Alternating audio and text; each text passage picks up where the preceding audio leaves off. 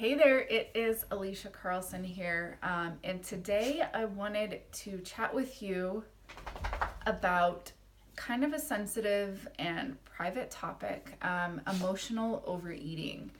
And I would say, honestly, for myself, this was something that I really struggled with probably as early as middle school. I grew up in kind of a crazy household. We had a lot of things happening, a lot of things going on.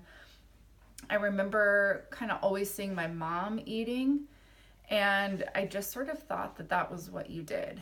Whether you were having a good day or a bad day, you just kind of turned to food. Whether it was a celebration or a stressful event, you went to food. And so when I really think about my food story and how I've interacted with food, how I've looked at food for a long time, I see that it's really been kind of this dysfunctional relationship. And it's been really just this hard thing to kind of deal with and to overcome. And it only got worse, I think, as I got older. And ironically enough, since I was turning to food, or I was using food for comfort or to relieve stress or to celebrate, I started putting weight on, and I started to become really uncomfortable in my skin, even back in middle school. And that just got worse through high school. And throughout the time, throughout high school, I would try to do certain things to lose weight. I tried starving myself. I tried bulimia, but I couldn't make myself throw up. And I tried diets and quick fixes, thinking that that would be, the way I wanted to do it healthy. I just didn't really know how to do that. I didn't know what that looked like. So I did what I thought would work, and of course it never ended up working, which thankfully I didn't develop a full-blown eating disorder in terms of like anorexia or bulimia, although I would say I definitely have had disordered eating throughout my life. And so today I just wanted to kind of dive into the emotional overeating, and then give you some tips and some strategies for how I've overcome that in the past, and how, different things that I'm sharing with my clients and people that I'm working with now. So the first thing I kind of mentioned on it, or I touched on it a little bit, is identifying your food story. So our thoughts, our beliefs, ultimately our behaviors are often kind of handed down to us from our families, our role models, society, media, all these different things. And your food story, the way that you use food, or the way that you cook food, that you buy food, that you eat your food, all of those things kind of play into your food story. And so one of the things that really has kind of helped me, and I would say especially in the past year, as I've just become a little bit more self-aware around myself, my behavior, my thoughts and whatnot towards food, is identifying my food story. So like I shared with you a little bit about my mom, that was a source, a place where part of my food story was crafted. Observing my grandma around food, observing some of the other ladies in my life that I considered to be role models and how they interacted with food, that all kind of played a part in sort of crafting my story. And it really wasn't until pretty recently, or within probably the last 10 years at this point, but it's always kind of evolving, right? I'm always kind of writing new chapters to my food story, as well as the other stories that make up my life. It wasn't until I really started to pay attention to the food story that I had inherited, and then turned around and kind of took the pen into my own hand and started crafting my own story, did I realize some of my hang-ups, or some of my thoughts, some of those dysfunctional beliefs and feelings around food. So the first thing I would suggest is that if you're struggling with overeating, emotional eating, then you want to sit down and you want to really spend some time going through your story. So what do you believe about food? How have you seen food used in your life? How do you use food personally for yourself? So kind of starting to dive into that is going to be the catalyst to that self-awareness. And self-awareness, I truly believe, is kind of the key that creates all change, right? As long as we're on autopilot and we're just kind of cruising through life, doing what we've always done, we're going to continue to get what we've always got. And so if we're ready to make a change, we've got to reflect. We've got to become self-aware, and we've got to start analyzing those stories that have been passed down to us. The second thing that's really helped is me identifying personal triggers. So are there certain circumstances, are there certain situations or people that I get around that either stress me out, make me feel anxious, make me feel insecure, or situations where like overeating, overdoing it, overindulging is accepted and it's okay. So once I started to identify some of those triggers, that really helped me start to create some strategy around that. So, how am I going to overcome that if I know that it's a certain situation that's going to make me feel stressed and make me want to turn around and soothe that feeling with food? What can I do instead? Are there other things that I can do instead of food, like maybe going for a walk or sitting down with a journal, getting together with a friend and having a conversation? Were there ways that I could sort of prepare myself going into those situations or those interactions with people that would kind of prep me? Because overeating or turning to drugs or alcohol or any other type of addictive behavior, it's really not about that thing, right? Like, we're turning to those things because we're looking for comfort. We're looking to be soothed. We're looking to take care of an underlying issue that's causing us pain, that's causing us discomfort. So when I started to identify those triggers, I was able to start to create the strategy to either prevent the situation from even happening, or I was able to implement different strategies rather than turning to food. So you want to identify those triggers essentially. So what are the areas? What are the situations? Are there certain people that trigger that emotional response that ultimately leads you to choosing food?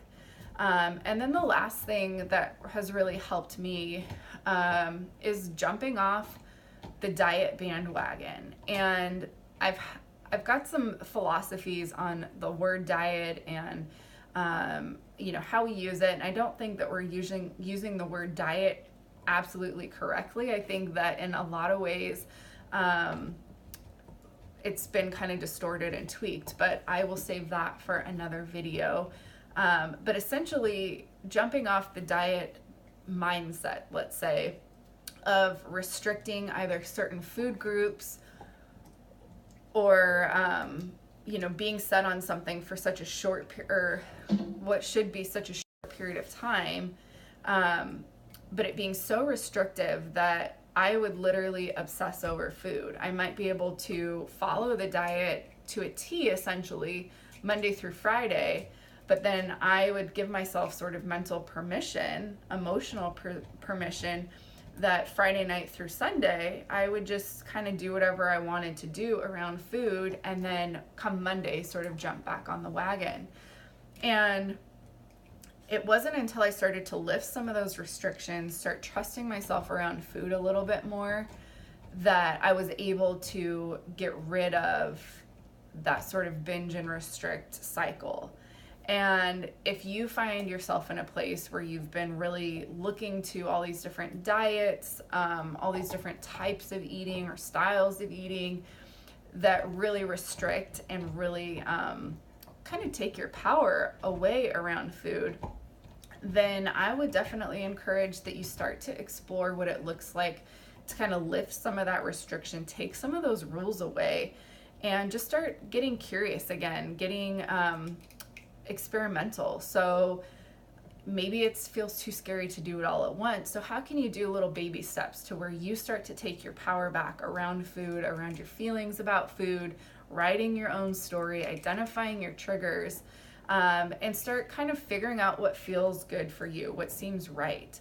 And obviously, if you have been diagnosed with like serious or clinical eating disorder, then you may not be ready to do this. And so definitely like talk to your doctor, talk to somebody that can help you kind of create a strategy that's going to work for you.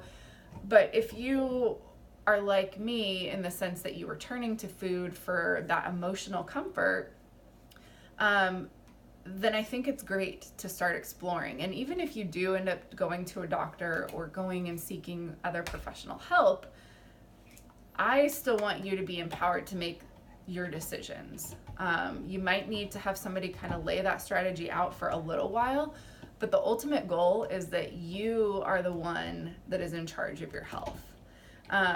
So becoming curious, starting to dig into your story, starting to identify your triggers, becoming curious about yourself, taking your power back, starting to write your own food story, creating your own rules or your own boundaries around food, and then figuring out ways that you can sort of start to implement that and start to trust yourself around food is ultimately, I think, where you're going to find the most freedom.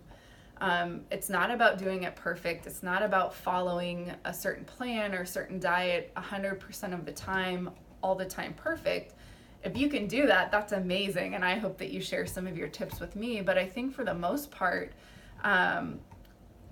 it's about doing the best that you can. It's about being intentional. It's about being present, and it's about being self-aware and making a choice, deciding, coming off of autopilot, whether it's around food or other vices like alcohol or drugs or sex or whatever it is, and just becoming aware and starting to take action intentionally rather than just acting out of habit, acting on that autopilot. So I've given you kind of a lot to chew on, pun intended.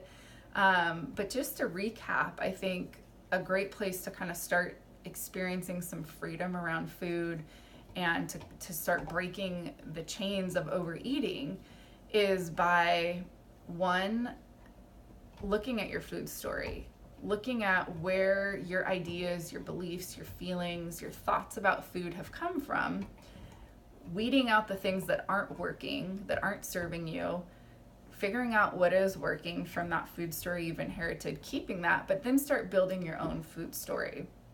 Identifying your triggers.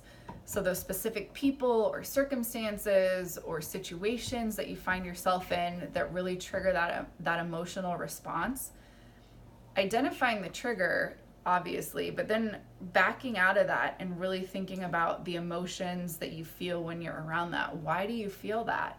And start to explore your thoughts around those emotions, those situations, those triggers. And then the last thing is to start writing your own story, start creating your own rules, your own boundaries around food, figuring out ways that you can start to remove that restrictive mindset to get rid of the obsessive thoughts about food, the compulsion, just that desire to just be, good for a certain period of time and then off the wagon, back on the wagon. So we want to break that binge and restrict cycle. And a lot of that's going to come from taking those rules off, starting to create your own boundaries, figuring out what works for you, for your goals, for your intentions, what's manageable over a long period of time.